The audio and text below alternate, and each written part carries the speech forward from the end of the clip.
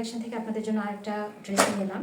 সেটা হচ্ছে পাকিস্তানি জর্জেটের উপরে ফুল এমব্রয়ডারি এবং সিকোয়েন্সের কাজ করা। এটা হচ্ছে মূল ড্রেসটা।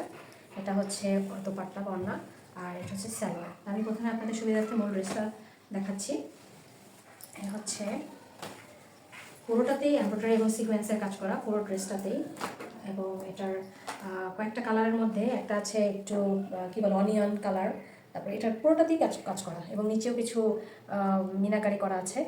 হ্যাঁ, এটা তো আপনারা জানেন যে পাকিস্তানি ড্রেসগুলোতে এইভাবে করা থাকে, এবং পুরোটাতেই এমব্রয়ডারি ওয়ার্ক করা। গলাতেও কিছু পুঁতি ওয়ার্ক করা আছে।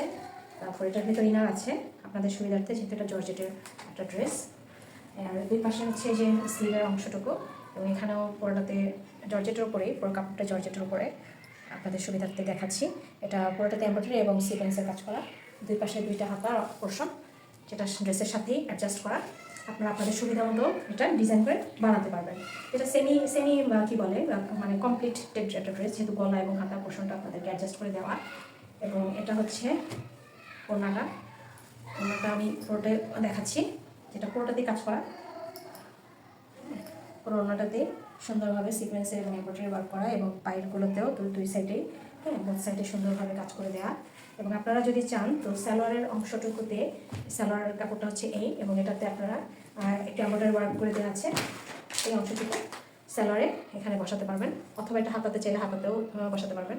এটা আসলে ক্যাটালগটা এই মুহূর্তে আমার কাছে নেই, দেখাতে পারলাম না।